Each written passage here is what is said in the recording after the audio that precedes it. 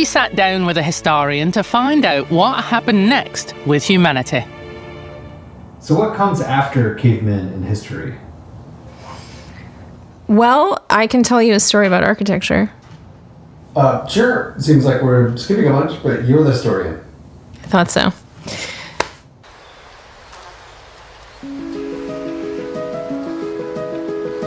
There are houses where you will not find any closets. Instead, what you will find is a built-in hook on the wall of the bedroom. And the reason for that is that people owned 2 sets of clothes. One for every day, and the other one for church. Or, as they used to say, one for working the sod, and one for talking with God. Psst. And if you think about the fact that you have to grow the textile, spin it, weave it, and sew it, that sounds about right. So how do we get from this to this? The way that I think we today think about fashion, in some ways you can trace back to Louis Couture's. Louis Couture. Couture's. Oh. As opposed to like couture, like Louis XIV. Yeah. I should just say Louis XIV. I don't want to sound like... It's too late now. Should I start over with Louis XIV? Sure. All right. Louis XIV is the king, Colbert is his finance minister, and together they come up with a really smart plan to boost sales of Lyon-produced silk. So this was actually part of a project to raise France's revenue. Not only did they make it illegal to buy foreign luxury goods, they also instituted a rule by which after a certain time of year you had to switch over and start buying velvet and silk. So they had the, silk makers in Lyon change patterns so that you could tell who was wearing last year's silk. He wanted me to say, and that's how they invented the fashion season. Allora, questa che avete visto era Sofi Thanhauser, che è con noi questa mattina. Sofi Thanhauser, please join me on the stage. Sofi Thanhauser è una storica e autrice. Welcome, Sofi. It's a pleasure having you today. Shit troppo cene. The kind translation is the age of cheap crap, and a world where everything sucks, including the quality of our garments. And you were there because you worked on the history of where did it all come from with your book. It was 2022. The book was Worn, A People's Journey in history of clothing, isn't it? A people's history of clothing. A people's That's history right. of clothing, yes. yeah. And your investigation, you started, globally, so different geography in different time span, following 5 different materials, which were silk, linen, cotton, wool, and synthetic, isn't it? So what are the lessons learned during this trip, and where does our problem today comes from, Sofi? Well, one of the motivations for me for writing this book was there was a buzzword that suddenly appeared sometime, I think, in the early 2000s, fast fashion. And for me, the more I got into my investigation, the more I became convinced that fast fashion isn't a new phenomenon, particularly. It's an intensification and an amplification of a phenomenon that began 400 years ago when the British East India Company arrived in India. So to me, we can't understand where we are today unless we really think about the story of cotton as an imperial product, and unless we think about industrialization, of course. And I think that's the one part of the story people are generally quite clear on, is that machines happened and it was faster and cheaper to make goods. But the power, politics, and the state intervention that brought us to a situation where one country could completely destroy the textile industry of another, because India at that time was the largest exporter of cotton goods in the world, and it was reduced to a source of raw cotton for British mills. So a huge application of violence brought us to where we are today, long story short. And there's so much more to say about silk and about fashion. But I wanted to tell a story that went back to what I considered the beginning. Yeah, and you were mentioning in the clip Louis XIV and the French history, but there is more recently also some political decision, and including in the US, changed the evolution of this industry. Yeah, one of the most fascinating stories to me that I happened upon as I was researching this book was the way in which the US State Department rather consciously architected the globalization of the fashion industry. So after World War II, US State Department policy was not focused on maintaining textile industry in the US, it was focused on fighting communism abroad.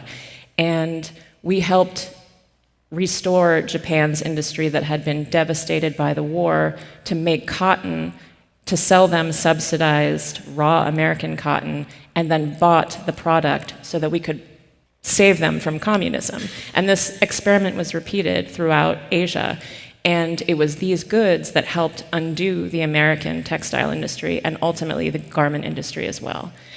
More recently, I like to tell this story of something that happened to me as maybe someone around 30 years old. My mother asked me to get rid of the clothes that were stored in a storage space in her home because she was moving out. So I unpacked the boxes and saw this clothing that I'd put aside as a teenager.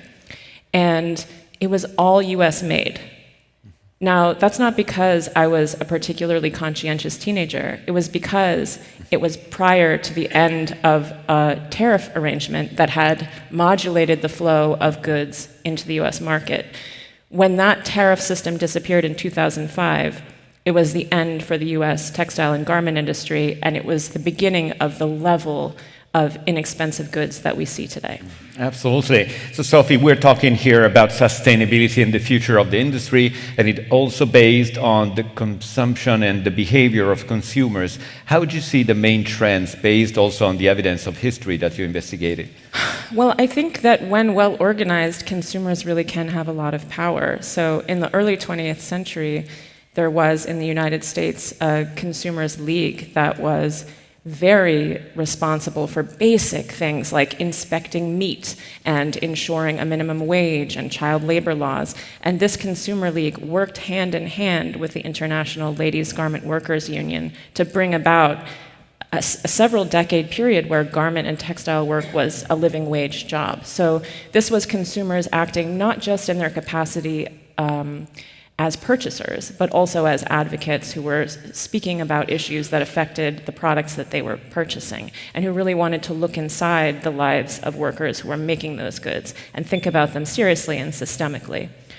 That, I think, is one model to hold in mind as I think about what consumers can do. Yeah, absolutely. And how about the future? Because, you know, you're coming from the US, you're based in New York, aren't you? Yes, I am in Brooklyn. And, you know, in just a few days, there's a big election on the way. And, you know, how these kind of topics are discussed or are inside the programs of, you know, Harris and Trump?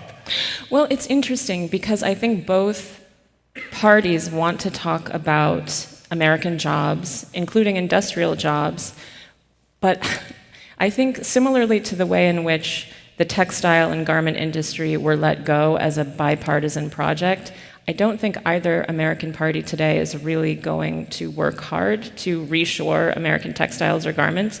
Trump has harnessed the anger that exists in part because of the fact of living in a deindustrialized economy with very poorly paying jobs and not really a path to a decent working class life. And he's taken that anger and partly created a scattershot tariff regime that scares Chinese producers and confuses everybody, but I don't think it really results in a coherent policy to create industrial jobs in the US.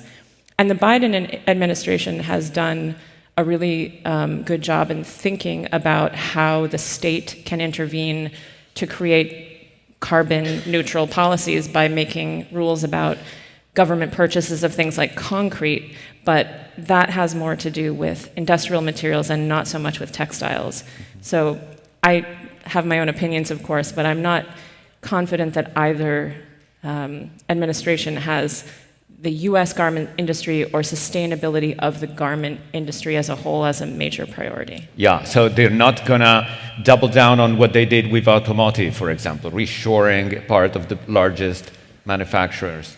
It's hard to see happening, honestly, and I personally think that part of the history there is connected to gender, because we let a million jobs go, but they were mostly women's jobs.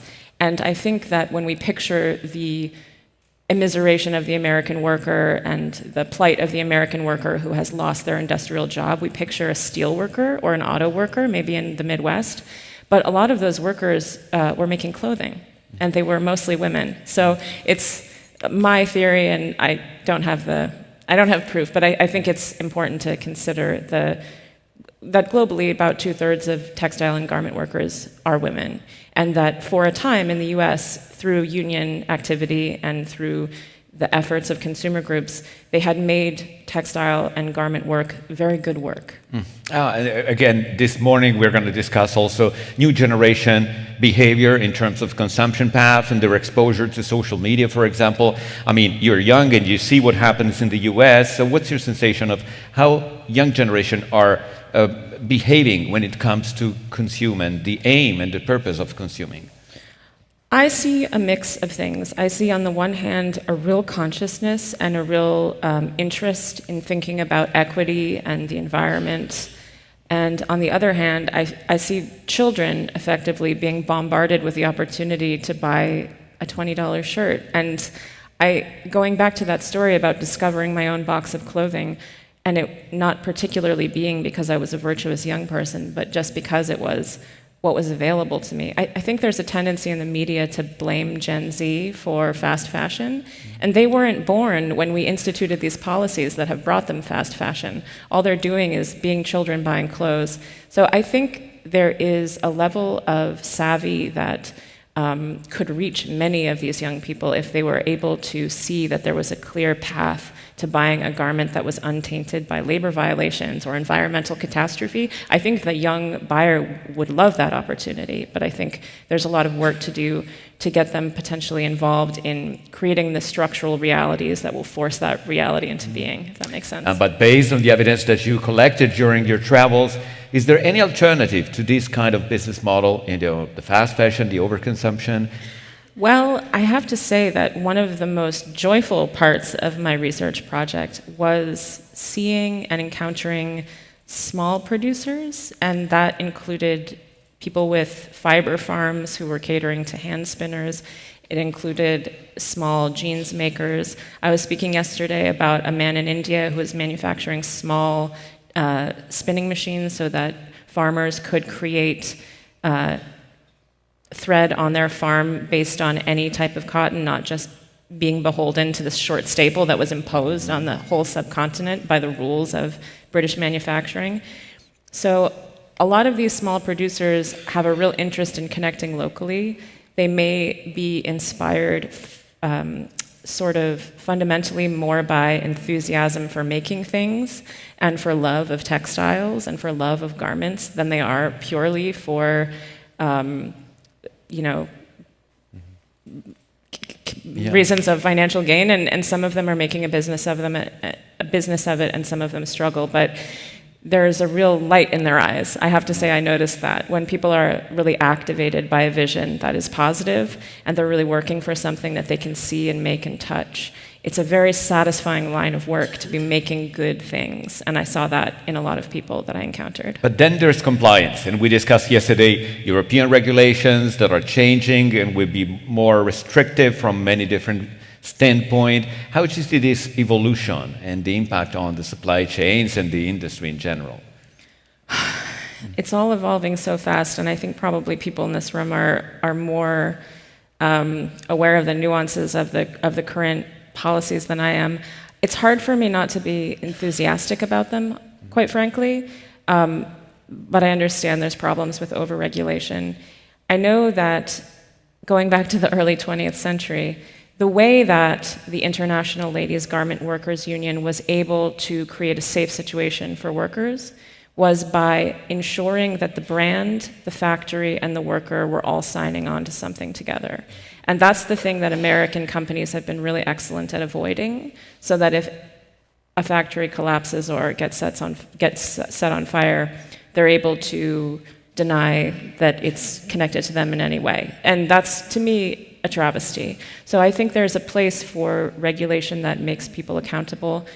There's a new regulation that makes it very difficult to import goods from Xinjiang in the US. And part of the discourse leading up to that was fascinating to me because the idea is to prevent goods made with forced labor from entering the US. And a lot of brands in the US said, but how can we possibly know where our products come from? It's too complicated. We have no idea. And that to me is not an excuse. That's not an argument. Yeah, and it also concerned materials. You've worked a lot on the lines of 5 different materials. How would you see this in general? Well, I'm a big fan of wool, as you may be able to see. And I use the story of silk in my book to talk about the story of luxury, which this city and this country have a huge part in. In fact, Colbert was trying to keep out Italian luxury items from France, largely.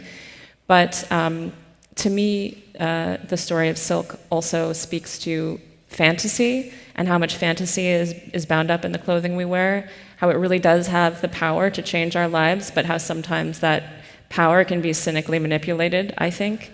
And the story of cotton is really a story to me about water, because it's such a water-intensive crop, both the way that it's farmed and the way that it's processed.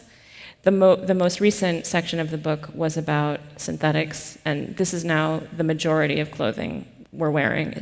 And there are big environmental implications with that too, as I'm sure we all know, especially microfibers in the ocean. So that's why I ended the book with wool, to have a sort of a moment to rejoice in something. And I was speaking to someone last night saying that I was a big wool booster. I don't think I'm alone in this crowd, but I don't mean to be partisan about one particular fabric. In the end, it was a structure and a way for me to organize a very complicated history, to talk about the environment, to talk about women's labor, to talk about imperialism, to talk about tariffs, but to make it feel like we were talking about clothing, because we all care about clothing. Absolutely. And Sophie, finally, we started in a very provocative and maybe humorous way with, the clip from Ship Tropocene, which is, we are here, and the Italian supply chain is very proud not to be in the age of cheap crap, because we produce quality. Yes. And so what's your final message for the companies that are here, that are inside a different vision and a different reality in terms of production? Absolutely. I mean, I personally feel most motivated by enthusiasm for something good as opposed to aversion to something bad. So I think that being in a city and a country where there's a tradition of producing really exquisite products should be motivating to people. And I heard someone say yesterday in a panel that I think the way she put it was, you have something to sell, like something really, really special. Not just in terms of the exquisiteness of the quality, but in terms of the entire supply chain. And I think, like, in the US, we really look to Europe and we look to Italy, and we need to be led to making more responsible decisions. I'm not trying to make Italy responsible for America's sins, but we need a beacon of somewhere that's making beautiful, exquisite fabrics and garments in a way that is not going to destroy the planet. All right, excellent message. To leave it to the room. Thank you again, Sophie Thanhauser. Thanks. Thank you. Enjoy Venice, Sophie.